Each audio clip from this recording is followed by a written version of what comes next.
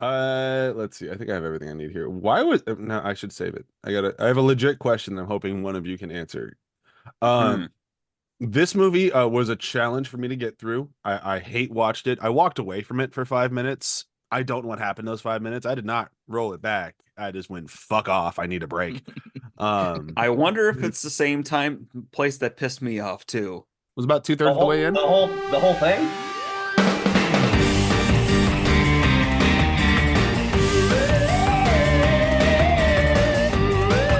We're talking too much about it without actually recording, so I think we should get started.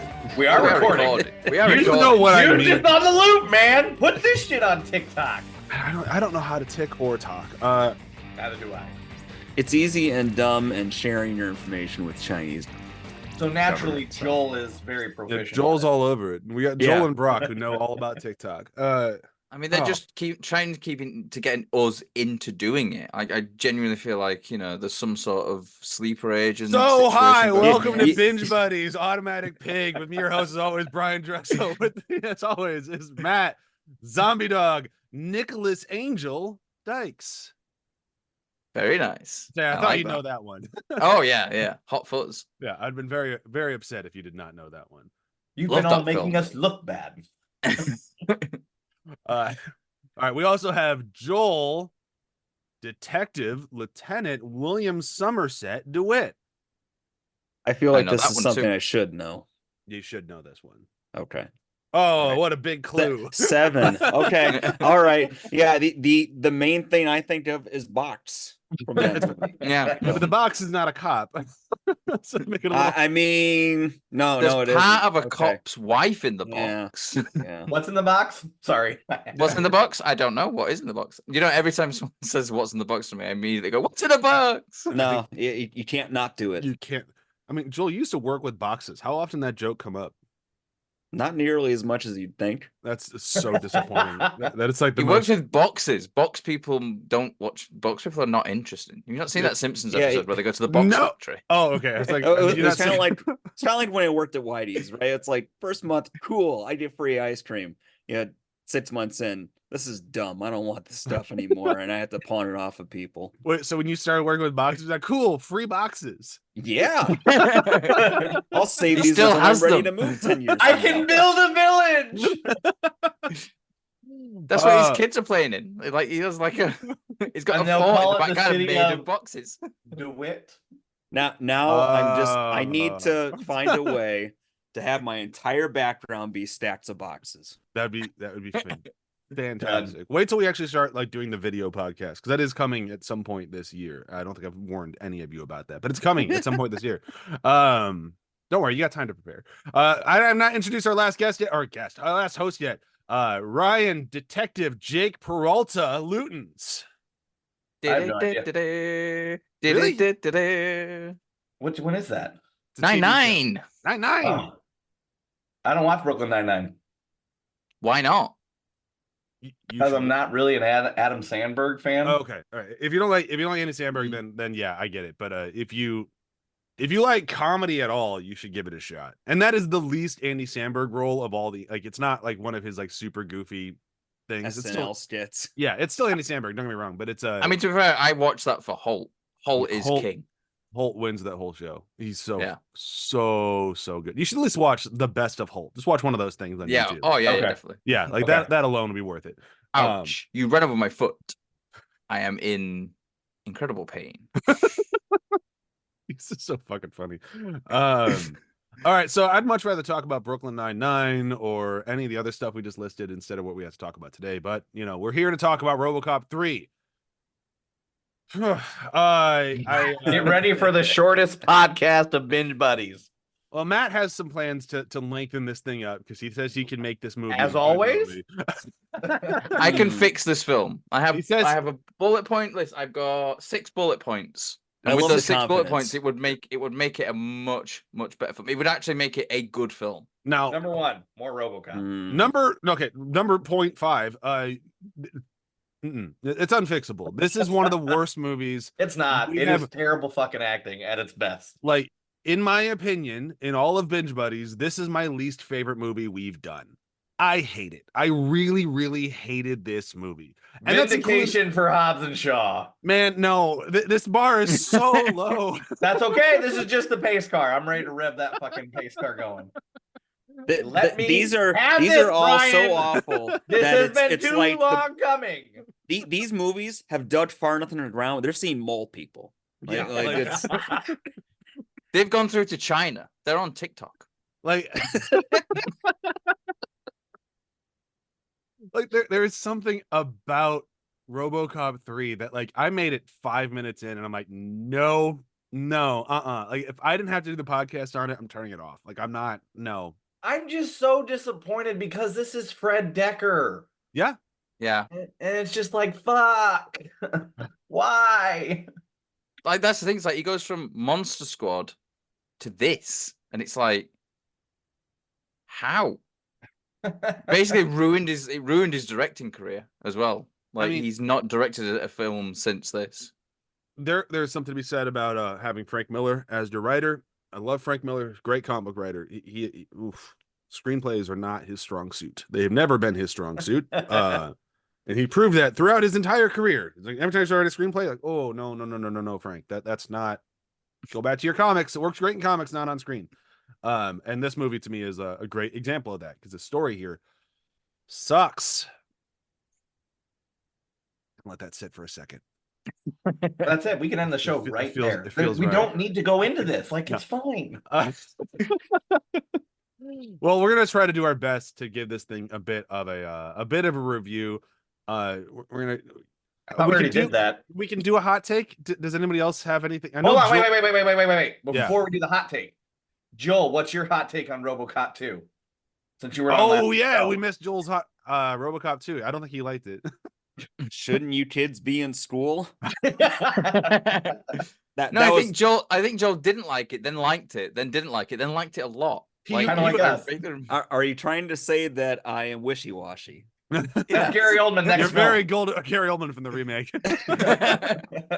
I enjoyed 2 a lot, and I think it reminds me a little bit of Terminator 1 and Terminator 2.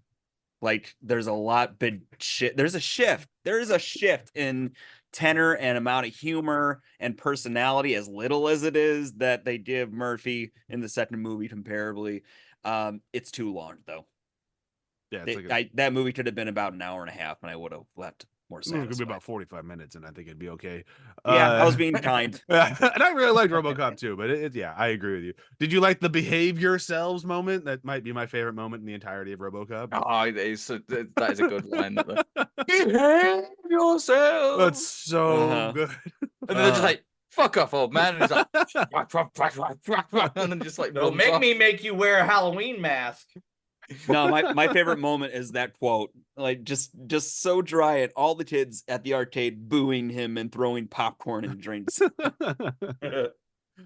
Yeah, just like they're looking at a war machine, and they still don't take him seriously. I mean, it's pretty good. Check out the remake. I couldn't be getting to take it very seriously either. And he's I'm gonna save my opinion for that next week. That kid got turned into paste. Anyhow, RoboCop 3. We can't keep avoiding it. We have to talk about it. You got to give the people what they want. They want to hear us talk about this shitty fucking movie. So we're going to talk about this shitty fucking movie. This movie. Go through my list first of like what would fix this film. I was going to say save it for the end, but I'm afraid that if we go too long, we won't get to it. So let's kick it off with it. But let's hear our first hot takes. I want to hear what Joel and Ryan. I've been shitting all over it, not getting anybody any air to say anything remotely nice about it. If there's anything nice to say about it, now is your time. Joel, I'm looking at you. You seem to be the only person who's willing to say it's not the worst one. I went on a emotional journey with this movie. Hold time out. When things start like this, you know this justification is gonna be good. So I went through this movie. And most of it, I was like, this is dumb. This doesn't respect the character of RoboCop the way it needs to. Okay, this stuff legitimately like is not working. And then the afterglow of the movie was like, well, I made the smart decision of watching this on a Friday afternoon instead of wasting my evening on it. And so I had adequately lowered the bar between what you guys were saying and what my experience was. I was like, this is a dumb afternoon movie. I'm sort of paying attention to it. And then past that, between then and this morning, oh boy, the lows are real low in this movie, guys. And there are not enough highs in it. It doesn't reach the same stratosphere on the other end of the spectrum. I guess, are there any highs in this film? There's some mediums. I have one high. There's one really good car crash. Really good car crash. Lewis's car flip is good. They're little things. Honestly, I think that car chase, to be fair, in the opening, it's shot really well. To be fair, like it's really kind of frantic and high octane. There's like the car when she pulls off the thing and she crashes through the wire fence thing. I love the way that it just sort of like goes like that as the car goes through it. It does look very cool. There's some cool stuff in. Yeah, but then I found more things that outright offend me between then and now. That it's like, okay, yeah, I wasn't gonna watch this movie again in the first place, but now I legitimately probably have a few grudges about it. Okay, good. I'm glad Joel saw the light. Ryan, what was your hot take on 3? The one who keeps saying we can just end the podcast so we don't have to talk about it. I want to hear what you think about the movie. It sounds like you love it. The look on his face says otherwise. Yeah, just pondering off the distance. We'll see how long Ryan ponders this question before he answers. It's the chewing nothing that's doing it for me. Just like the jaw keeps going. I'm gonna sum it up. Chewing my tongue off so I don't have to say anything. It's what I'll say exactly what I'm gonna say. What I said in the chat. This is 90 minutes or however long this movie is. An hour and 45 or 7.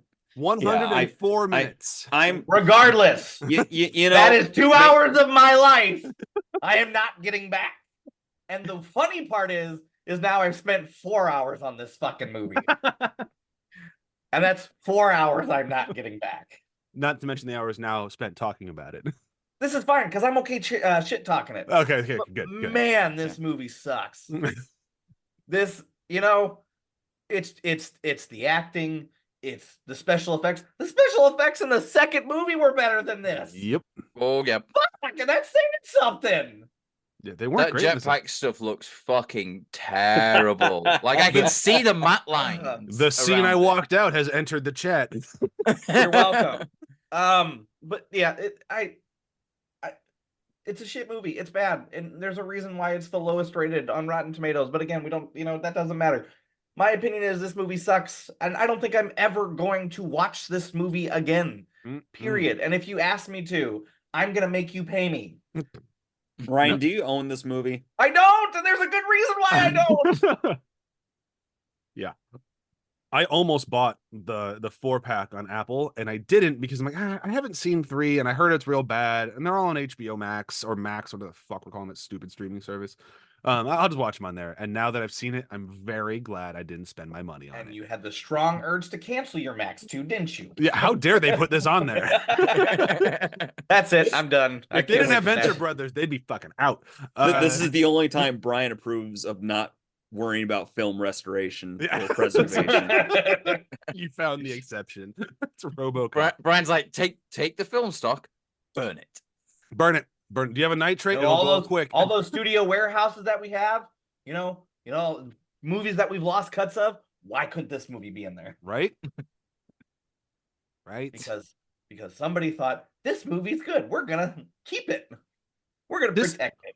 I did some research. This movie has fans. There are people that defend it. People say it's their favorite RoboCop movie because, it's the PG-13 one. Yeah, that's annoying, but it's actually kind of fun. And I love that it starts in a war. That's really cool. And the cast is so good. I'm like, the cast is good.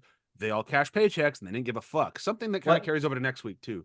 Are these people have they created the drug from 2 that drives them to watch this movie? How does that work? Unfortunately, it's Reddit. So take it for what you will. I have a feeling that it's a great film if you watch it on magic mushrooms. Like if you get mushrooms and watch it, I think it's probably a much more entertaining adventure. You know that giant tube of nuke that they fed to the junkie robot into? That's like how much nuke you need to enjoy this movie. Every 5 minutes, you just need get another one pumped in. Just shove another one in my leg. We're gonna do this. Yeah. Okay. So let's attempt to talk about this movie as much as we can. You didn't get my hot take. That's because we're going to go to your bullet points. Yeah, I was going to go to your bullet points. That was going to be your hot take. That's not a hot take. It's a bullet point list of how to fix it. But say your hot take. Your hot take. Running your bullet points. And then do your bullet points. So ruining my transition into it. Fine, Matt. Talk now. No. What have you done? Was that how we got him to stop? We've broken. Holy shit! You did it. You tell me to talk, and I will not talk. This reverse psychology, like I think it's working for me too. Now, my hot take is essentially there is a really good film in here somewhere, and it's basically like a really good film in here about corporate greed and destroying people's lives to make a profit and blah blah blah, all the corporate stuff, which we've had in previous Robocop films, which they've done really well. But the problem is, 99.9% of this film is garbage, and it's just covering up that 0.1%. Because there is a really good story in there somewhere. And, you know, my bullet points that we'll get to later would fix that. If that were true, I'm giving you the benefit of the doubt on that one. If that were true, like you're talking about, if you peel back all the skin and it's just the skeletal structure of the movie, you would still need to bulldoze that down. So it's just a flat piece of real estate. That's how much you'd have to tear it down. Yeah, which is ironically what the film's talking about. All right, Matt, hit us with what's going to fix RoboCop 3. Can you do it? And keep in mind, the three of us are going to judge you very harshly on whether or not we agree with you. So that's okay. I already know what number one is. Nothing can fix this movie. That's kind of okay. We recorded after the hype. That's kind of what I told him too. It was like, yeah, they've already fixed it. It's called the first movie. It's called RoboCop. It's great. They should have just done that. All right, Matt, take it up. Fix first point. Make it R-rated. Straight out of the barrel. Sure. Straight out of the barrel. Like, you know, make it PG-13 was not a good decision. Second point. Cut down the kid by 80%. Lose all their technical. Oh, I'm a geeky, nerdy kid who can hack into computers. But make them like an emotional part of the film. Like, you know, that sort of make her new. Reminds him of his son. Yeah, like new. Like yeah, make her new.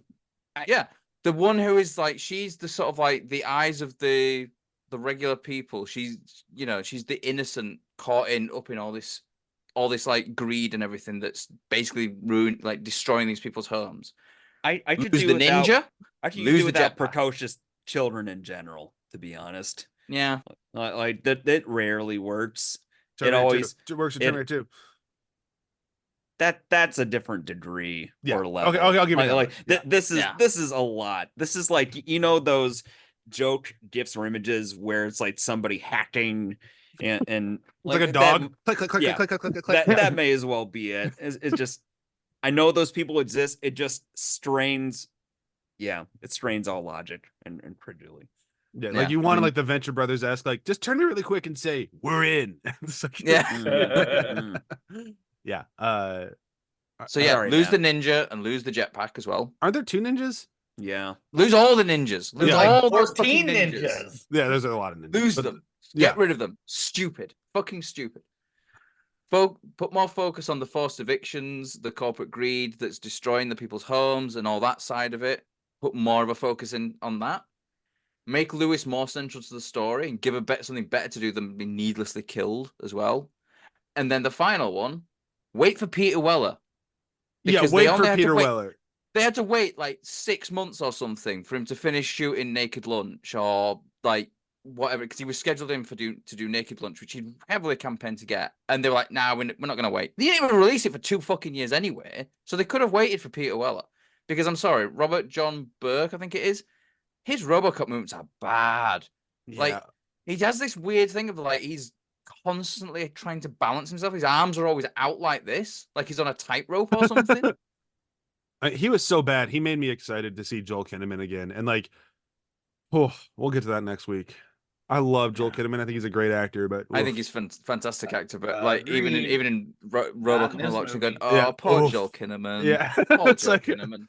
We'll get to that next week. You really wanted this to work. He did. He really did. But we'll get to that next week. Yeah, honestly, those you put those points into it, and I think it comes. It's not going to be as good as the first film, but it would be a much better film. I don't think I honestly don't think it'd be as good as the second one, really. But it would at least be a like on the same graph, like step down from like 1 to 2 to 3. Still enjoyable, but just not quite as good as like. I agree with you. I don't think any of your points would be. I really wanted to take a lot of shots at you, but I don't really disagree. The only thing that I push back on is I will always push back on movies need to be rated R. And the only reason I push back on that is because if the movie's good, it doesn't need that stuff. This movie would have been fixed by it because the movie's not good. So give me that extra shit. So I agree with you. Yeah.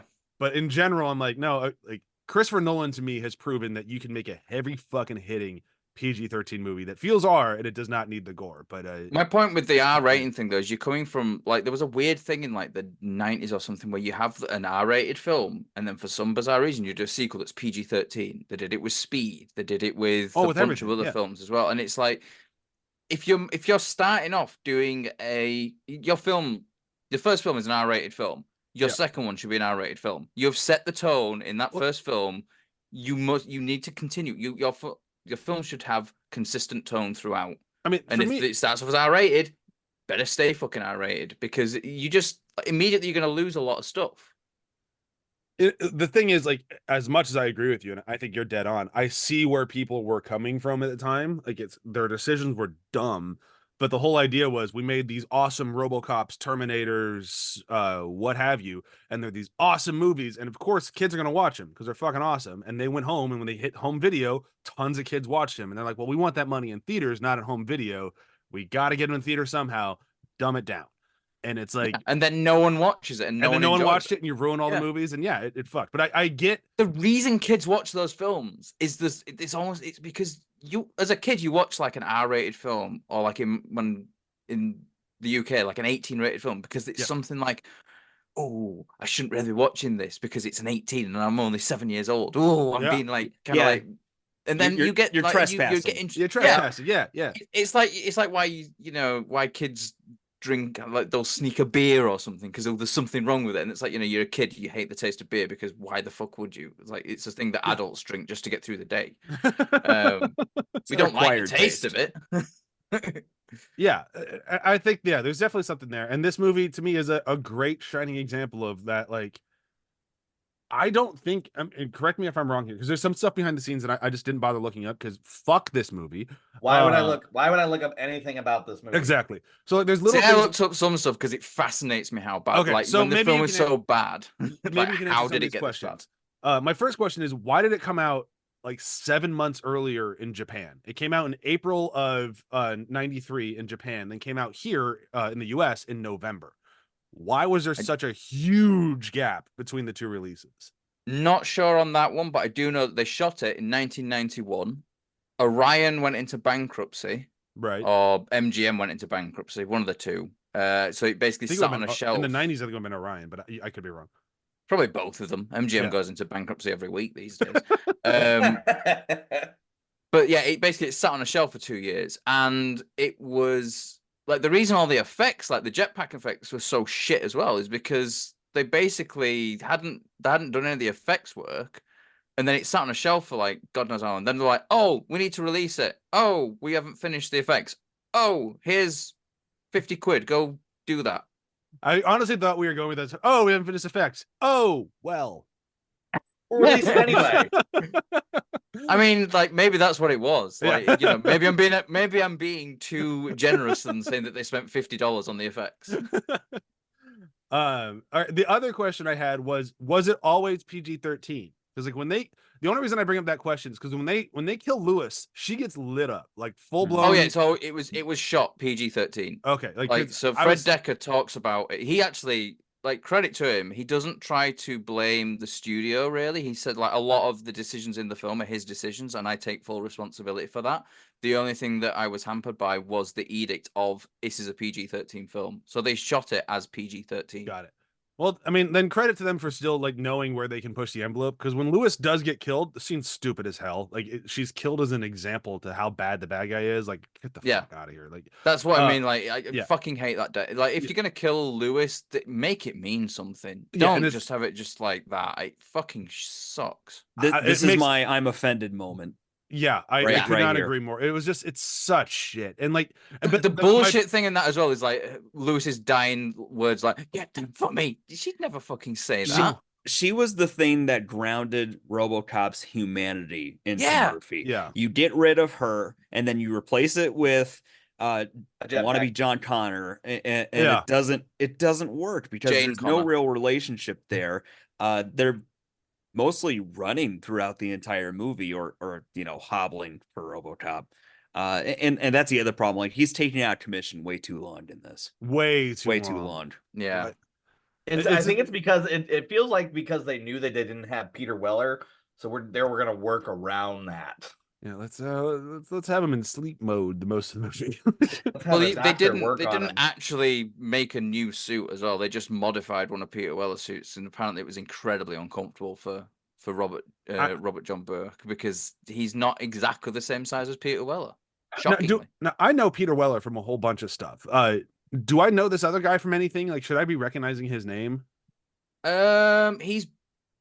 He was in Person of Interest, the TV series. He's Robocop. I know it. He's actually really good in Person of Interest. Actually, he's a decent actor, but I just don't think he ever got. Who is he in Person of Interest? He's one of the cops, one of the bad cops. Okay. I don't want to spoil it in case anyone is actually watching it, but yeah, he's one of the like, he's basically the main bad cop. Throughout season 2 and part of season 3. It's been a hot minute since I watched the show. Still a great show. He's very good in it. But yeah, apart from that, I've not really seen him in much. I think he was in a film called Fled as well, with Lawrence Fishburne and one of the Baldwins, not Alec. Okay. One of the not good Baldwins. It'd be Stephen William. Yeah, it was Stephen. There's another one, isn't there? That's the only things I can actually remember him actually. I'm looking him up now. Like, I've definitely seen him in stuff. Like, he's definitely popped up, but it's not like, I'm basically what I'm trying to drill down to is like, can I give him the benefit of the doubt that it was just a shitty movie and he's not a bad actor?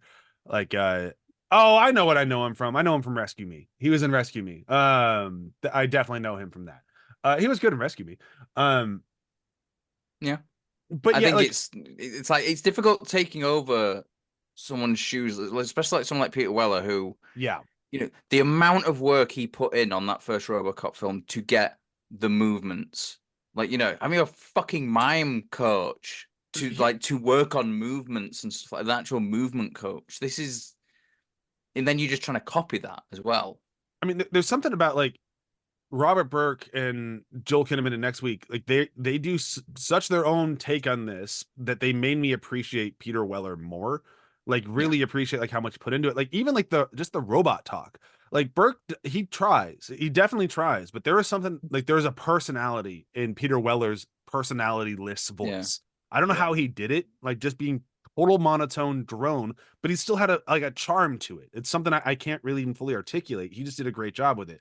Burke What's great about Peter Weller as well is in the first RoboCop film, he very slowly it's very subtle.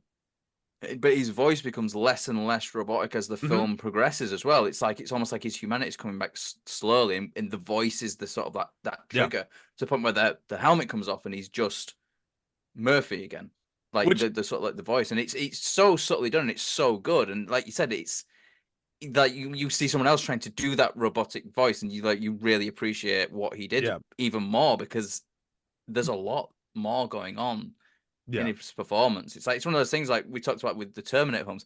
Oh, how difficult is it to play a robot? Pretty fucking difficult, actually. Yeah, pretty difficult. And now we have quite a few examples on this show alone of how difficult it can be. Now that said, like this movie does have a couple cool things in it, and like I know we're super scattershot on it. That's gonna happen with a movie like this because I really, really don't like it. And trying to go through the plot is just gonna be an exercise in patience. But some of the stuff that I do like, I really do like the cast. Like, it sucks that they hated doing their jobs, but they have legit people all over this thing. Like, we have Bradley Whitford, like Bradley a young Bradley Whitford, like is Bradley Whitford. Wow, douchey corporate guy who calls it, like, is it Sweet Cheeks he keeps calling Dr. Lazarus? Like, famous Bradley Whitford, she's a scab, man. Like, I fucking love Bradley Whitford. Bradley Whitford calling Drew Barrymore a scab is one of my favorite moments of last year. It is fucking hilarious. If you haven't seen it, go look it up. I need to look this up. This dude's delivery of like everything is just funny. And they ask him, like, what do you think of Drew Barrymore doing her show during the strike? She's a scab, man. It's awesome.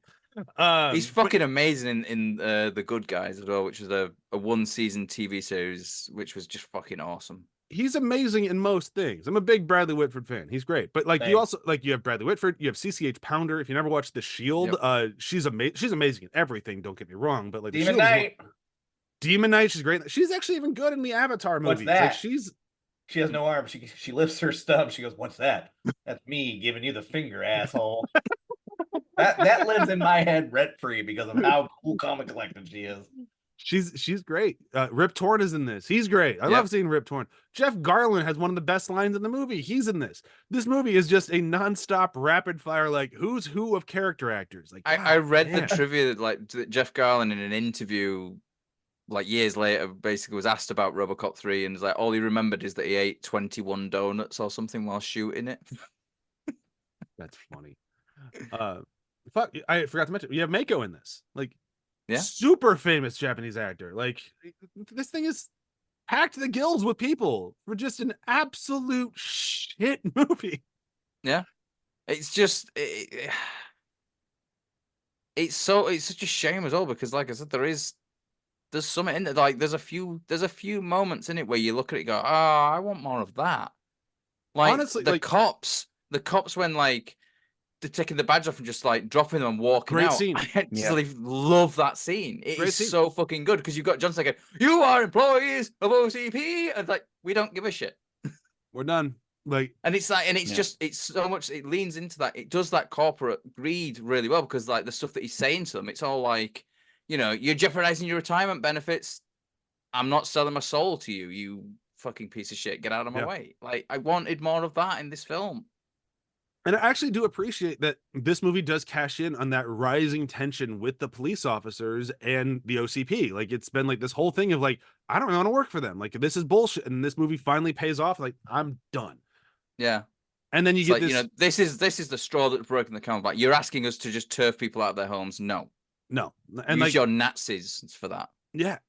And like, that was cool. But then as soon as we have that sort of cool stuff, then we get Robo Ninjas. And it's like, oh, for fuck's sake. And like, what was the point of them? For that one shot with the jaw, that has to be the whole point, because that shot was really cool. Like him looking at the camera and thinking, I'm like, oh, that was a cool practical effect. I like that. Yeah. They literally served zero purpose. I think the point of it was to just be like, look, the OCP merged with the Japanese corporation because we're all scared of that in the early 90s. Because there's so many films about like Japanese businesses in the early 90s. But then it's like, and look at how technologically the Japanese are advanced than us. Look at their robot. Their robot looks like a human. Yep. A dedicated killing machine with that kind of speed and dexterity and power behind it. It killed me how long they'd show them just standing there. Yeah, just doing nothing. Just standing there. And it wasn't zero like purpose. Like something like John Wick, where it's like, oh, they're toying with them and having fun. Sure, whatever, I can buy that. But this, it's like, you're supposed to be a ruthless killing machine, and you're a robot waiting for him to get up and. Yeah, you're a robot. You're a programmed machine. You're not. There's no ego in there. Like it should have just gone, right, I'm killing you. You're sliced up. I'm dead. You're dead. Like, bye. Like, I know when this movie came out, they didn't have the budget at the time. Like, I get all that, but like, these two ninja robots should have basically been robots with blenders on their arms. Like, those katanas should have just been moving so fast you couldn't get near it. Like that. Yeah.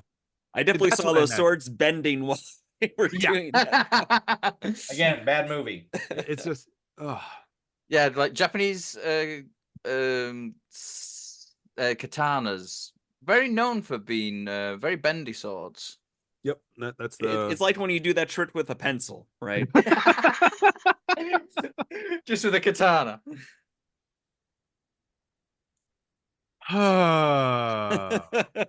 Man. I'm waiting until Brian looks. I know what you're doing.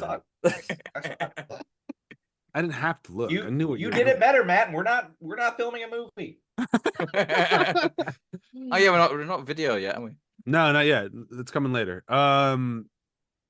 Hopefully this year. It's been actually working really well after the hype. We've done 2 episodes so far. It's pretty good. I'm trying to think what else I want to talk about with this movie. Where are my notes? Nothing. Let's be done. No, I had some things I wanted to bring up. I just got to pull up my notes. I didn't even bother pulling up my notes because my notes. I believe it. How did Shane Black was in this feel- film. It's a shame he didn't get a go of the script, because I feel like Shane Black could have made something a bit more out of it. Maybe I'm gonna throw out there. I would bet good money Shane Black and Frank Miller do not mix. Yeah. I do Yeah, not see their styles. Two different types. Yeah, way Yeah. too different. Fred Dekker did actually do a run on the script as well. Shane, Like Shane if you look Black's at the got humor. credits. Frank Miller does not. Yeah, no. How did you all? Oh, feel- here's a question. Yeah. This is a great one. What the fuck was with the women's faces in the tunnel? When he's walking in the tunnel and then he just starts getting the faces just like blasting. Like, what was that? Oh, I no fucking idea. Okay, great. It's just like, oh, that's his wife. That's the most important woman. Oh, not anymore. Now it's Lewis. Oh, she's dead. Oh, now it's Dr. Lazarus. It's fucking odd. It's Okay. so odd. Okay, now looking at my notes here, I knew I was very tired when I watched this thing. I didn't realize how much I really bailed on this movie. I should have, because I fucking hated it. But like looking back at this is like oh wow, no, I really hated this. I have what the fuck was women's faces in the tunnel? Stephen Root, you son of a bitch. Finally, Yeah. Whoa. Back to that. back You're to gonna make him a villain, and then you don't see him die. they do nothing with it. 13. Like Robocop's been so He's good just at killing sitting their there. villains, and they He's do sitting nothing. there and they just push him over. Like, what the like? Come on, Yeah. guys. That's not. You're gonna make somebody a villain to the Resistance. You gotta see him die, even if it's PG-13. You can see we got CCH Ponder throwing her arms back in a death throw, and we don't get to see Stephen Root after he betrayed them. Yeah, no, no. sorry, No. that's bad. 100% agree. And then I had finally, bot versus bot. I keep forgetting these bots are even in this movie. Never mind, the fight sucked. And then I have, why is this still happening? Why is this movie 50 hours long? Oh, good, it's over. Boo, fucking boo. And that's the last half of the movie in my notes. So I think I'm done. Is there anything else anybody wants to talk about with this movie? A few things. Okay. They have that moment in when they have the Japanese CEO, coming to basically take over, and they have the executives while everything's going mad having conversation. They're walking towards the boardroom. That one guy is jumping out a window. Oh, yeah. I That do was actually. I walks by, love that. and the executive's just like, oh well, that's you're bringing too much attention to yourself. When it's my turn, and pulls out a gun, and then Oh, yeah, I need a bullet. then he gets fired, and then you walk out and just hear like 5 seconds later, bam. So that was a good bit of for a PG-13, a part Yeah. that kind of captured the darkness that's in the other RoboCop movies, the sort of dark humor of it. And then What I you liked guys- about the dude jumping out the window was the cut to the outside, and you say the. Yeah. How did you guys feel about the cop and civilian versus the corpo and junkie showdown? It felt extremely Frank Miller. Like It extremely felt, Frank it felt Miller. very short as well. I feel like Yeah. there could have been more of that. Okay. Like, Yeah, that was I one of the few liked- things that I liked actually it. I think enjoyed a bit. It's kind of building up to this thing like, oh, this is actually going to be a really cool showdown. This is what I'm saying, like lean more into that corporate greed versus the everyday people, and it's like, again, it's just it's done away with so quickly. Because I actually kind of like the because Frank Miller. splatterpunks. It would have been cool in a comic Yeah. book. Frank Miller can't write it as a movie, but in a comic, that scene would have worked. Line for line, put that in a comic, it works. Yeah. Mhm. I actually like the dialogue that they say is a bit stupid and annoying, but I actually like how the But in a splatterpunks comic looked. book, Well, yeah, like visually, the splatterpunks are quite cool. Like the idea of this gang in Detroit that's like, you go into the areas and like, oh shit, no, and it was very Escape from New York. I it was thought. very. Yes. I'm gonna keep hammering this. It was very Dark Very Knight comic Returns. book-y. Like it was. Yeah, it was yeah. the exact characters from Dark Knight Returns. Like Yeah, that's true. Actually, it's the mutants from Dark Yeah. Knight Returns. You're right. 100% right. Yep. I just visually they're very, very cool design, like that sort of that punky element with the crazy hair. But they even have their own sort of language, like they do in Dark Knight Returns. Like this is like, Frank Miller is just playing the hits. Yeah. Just unfortunately doesn't work in a movie. I just saw one of my my notes, which I found quite amusing, is when they're talking about the neuro barrier thing, and it's like the scientist guy mentioned it, just happens to have one in his pocket, and then later on, like you see the doctor, and then he just kind of enters frame and goes, "Do you want me to install the neuro barrier?" And it reminded me so much of Friday the 13th Part 5 of Roy, who's just like, "You talking to me, Chief?" just the way he just like enters the frame. Oh man. In retrospect, I really regret not giving "You talking to me, Chief" as one of my favorite quotes in our Friday the 13th series. Like I missed an opportunity. It's gonna last, I think. That's gonna come. That's gonna be something that's gonna keep coming back around. Exactly. That's why I'm like, nah, that one worked. It's a terrible line, but that's why it worked. Yeah, my notes like towards the end do get a bit bored as well. Like Robocop suddenly knowing who the girl's parents are without knowing their names. Oh, and they're dead for emotions or some shit. All right. So to wrap this thing up, then we got to talk Jetpack. Jetpack is the only time we have to, because it is the only time in anything in Binge Buddies done 45 minutes ago that we've recorded that I literally stood up and walked out of the room. I'm like, nope, I'm gonna go get a drink. I don't need to watch this. I've seen Jingle All the Way. The effects are just as good in that. I'm good. Oh man, imagine if Turbo Man was in this. Oh my god. I'll add that to my list of points to improve this film. Put Turbo Man in this film. Not even Turbo Man. I want fucking Arnold Schwarzenegger's dad character from that movie in the Turbo Man suit in this. Like that's how I was.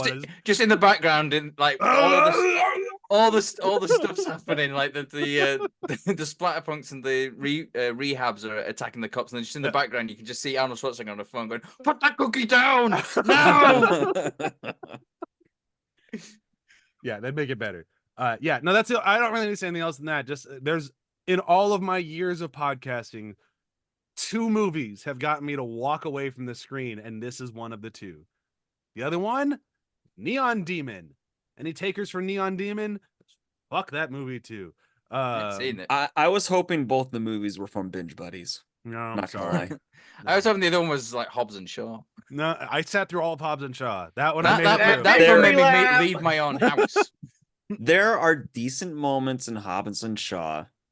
It's just they're holes in a sinking ship. So I'm just sitting here with a smile on my face. Keep talking, guys.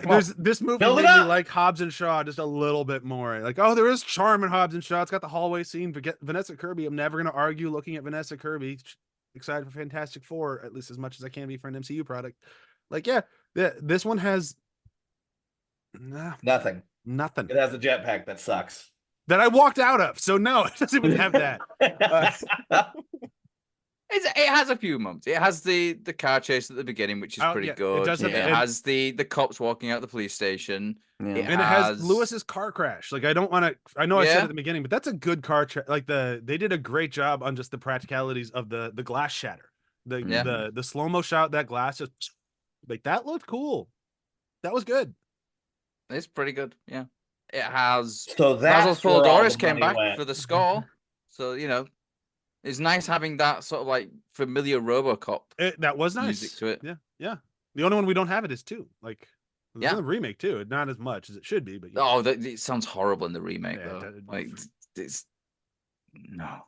Again, not to get too excited about next week. If I had not watched these movies back to back, I'd be this negative against the remake next week. But fortunately for the remake, I watched this and then went straight into it. I'm like, oh, this is way better than 3. Would be the worst movie I'd seen this week if it wasn't for 3. So get ready for next week when we talk the remake. Any other thing we want to say on this thing? Are we ready for quotes? Quotes. Or favorite moments if you don't have a quote. I feel like we stretched this as long as we could. I agree. We almost hit an hour, so I'm pretty happy with that. See, right, like the film might be shit, but we can have good conversations about this. Them. Has been pretty fun. I'll say that. When we collectively come together and shit on a movie, it's fine. It's been fun, and we've also been not talking about it very much at all. Like this has not been our normal episode. We're just more of like we have to let people experience the shit for themselves sometimes. We're not enabling people to not watch bad movies. I'm trying. I don't know. I think making someone watch Robocop 3 is pretty awful. I think it's against the Geneva Convention, isn't it? Cruel and unusual punishment. Just Robocop 3 on a loop. Sitting in a chair with your eyelids open. Yeah, you're just getting like the Clockwork Orange chair, but just Robocop 3. So that's what they've been doing at Guantanamo Bay. I wouldn't surprise me. Those poor guys. Yeah. Too far. It's like give me the waterboarding. Give me the waterboarding. All right. Trying to come up with my quotes. I really didn't have not a lot in this. I want to use a Jeff Garlin quote, but I feel like everybody wants to use a Jeff Garlin quote because like the only like somewhat funny line in this, so I'm not going to use it. I'm going to go with the it's a very trailer line. It works. Peter Weller would have delivered this thing like a badass, and it would have been a great line. So I'm giving it to it for a good line on paper. How may I help you, officer? By resisting arrest. Resisting arrest. Yeah. Would have been a great line delivered by a different actor, but I'll give it that much. It's like earlier on as well when Lewis dies and Peter Weller delivering the officer down line would have been so much better. Yeah. Mm-hmm. Like, yeah. Oh. I'll go. Because I thought this line was funny, and I was really hoping for a whole bunch of spinoffs. All right, if you got a Robocop, you got an alien cop? You took mine. Huh?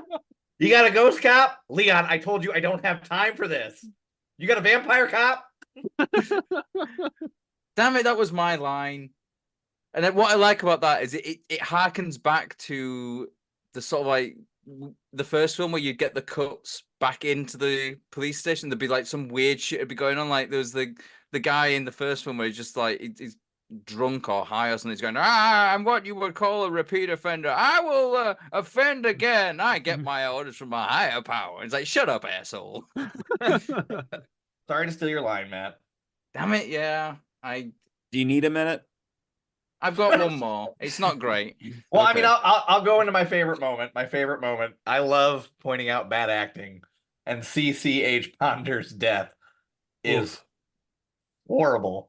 She's like looking at the kid like, go. I'm like, okay, just die there. But she's like, and throws her arm back and dies on her back. It's wonderful. All right. So I like the other line I've got is I think it's when just after they're talking about, I can't remember exactly when it is in the film. I think it's when they're talking about how Robocop just opened fire on the rehabs and it's in the OCP thing, and you just have Johnson going, "Oh, there goes our PR budget." It's like it's almost a throwback to the the early ones like in Robocop 2. It's like, this could look bad for OCP Johnson. Some of the spin squad we have to like Robocop 2 just mowed down a bunch of innocent people. But yeah, no, the alien cop, ghost cop, vampire cop was the only really decent line in this film, I think. My favorite moment, I would say, is I like Joel's line that I was going to steal, but I let him keep it because wait, which one is that? I thought you had the Jeff Garlin line. Were you going to use it? No, that's pretty high up there. Yeah, just so people doesn't get overlooked. What's it like being a rocket scientist? I thought it's a brain surgeon. Whatever. I don't know. I thought it was rocket scientist. We're not arguing about RoboCop 3, guys. Maybe there's two versions out there. One where it says brain surgeon, one where it says rocket scientist. There's not. Heaven help us if there's another fucking version of this movie. Now, I for such a bad movie, I've done a moment and a quote. My moment is when he commandeers the pimp's car. And that chase scene where he's in this pimp's car and they're just shooting the hell out of it and it's just falling to pieces. What is your problem, sucker? I mean, officer? As he turns on with his little flick knife as well. Beyond the obvious here, my quote is when Robocop's fighting one of those terrible robots. Detroit police, identify yourself. You are under arrest for assaulting an officer. And then he cuts off his hand. And destruction of police property. Yeah. That's a Fred Dekker moment. Yeah, that one's pretty good. Again, would have been better delivered by Peter Weller, though, I think. Yeah, I think so too. I feel bad taking shots at this actor because like it's not his fault, but at the same time, it's also not. It's very difficult to step into a role like RoboCop though when it's not just like, you know, it's not just like a characterization. It's an entire persona and like a way of moving and everything about it. It's very difficult to sort of do. It's like, you know, it's why no one else has played a Terminator apart from the Terminator apart from Arnold Schwarzenegger. I mean, like that's the only way to really do it, and they weren't going to do this in the 90s. They're even afraid to do it now. Would just be this is Los Angeles. This is the RoboCop in Los Angeles. It's not Murphy. It's a different guy who got the same treatment. That really would have been the only way to kind of get around it, but they weren't going to do that in the 90s. So no, I think we've done it. My favorite moment. I didn't get a chance to say. My favorite moment is the police walkout. I just think it's such a in this film where it's like so much garbage. You got there like it's almost like a powerful, like as close as you can get in this film to a powerful scene of like all these people just being like, nah, we're not kicking people out of their homes. You find someone else to do it. I think it's really well shot with like, you know, the camera of the badges hitting the ground. The music's really good in that sequence as well. And you've got Johnson trying his damnedest to like scare them into staying. Decent scene. Decent scene. Dog shit film. Decent scene. The best thing I can get for like favorite moment is decent scene. You know, I will give us all a little bit of a pat on the back. I love, you know, congratulating ourselves. I think we've done a good job trying to find the good parts in this absolute shit film. I was positive. 3 out of 4 of us will try to be as nice as possible. That's all this movie. It's more than it deserved. So, all right. I think we've done it. We can do a very quick round of plugs and we can say goodbye. This show, every other show on the ATH networks, now including After the Hype, back. Be sure to check out athpod.com or follow us on you can watch ATH on YouTube. We actually have the video podcast. We have 2 episodes. By the time this comes out, we definitely have 2 episodes out because by the time this is recording, we haven't released 1 episode of this show yet. So yeah, After the Hype, we'll have 2 episodes out. They've both been a blast. The first episode's all about 2023 in a large sense. The second episode's more about the month of January in 2024 and what we did during it. And it's been a very, very fun show to record. We've had Joel's wife on the first 2 episodes. Matt was on the second episode. Brock was on the first episode. I don't think beyond Binge Buddies I've ever laughed this much while recording a podcast. Please go check it out. It is a very, very fun show, and I think we're all very, very proud of it. So, and if you watch the YouTube stream, you can see me having woken up 5 minutes before like recording at 4 a.m. Yep. That's me in the morning, folks. But you actually had energy, which was like, I don't know how the fuck you do this, but you know. Because it's podcasting and I really enjoy it. I went straight back to bed afterwards and like, you know, good. But that's it for my plugs. Joel.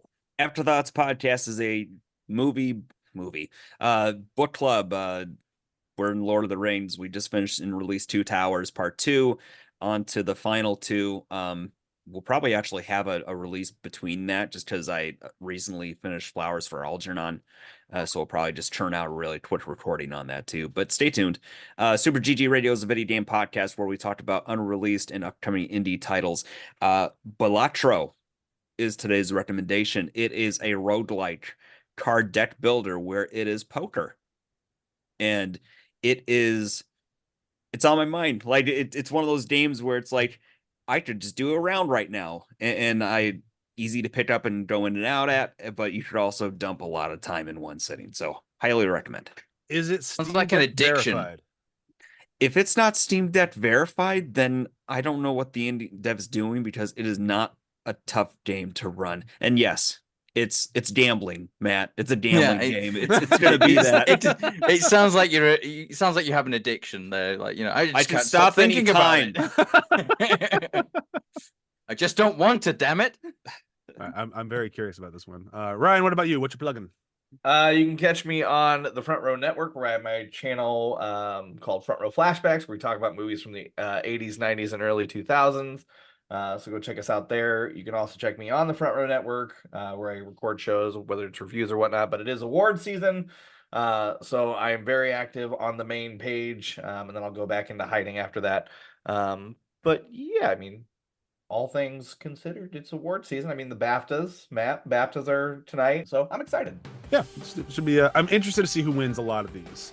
Yeah, good year for film. Yeah. All right. Bye. Thank you, everyone, for listening to RoboCop 3. Hopefully, you had more fun listening to this than you did watching the movie. And if you really did, hope so. Fucking hell. If you didn't, then are you one of those weirdos who likes this film? See you on Reddit. They're out there. All right, bye.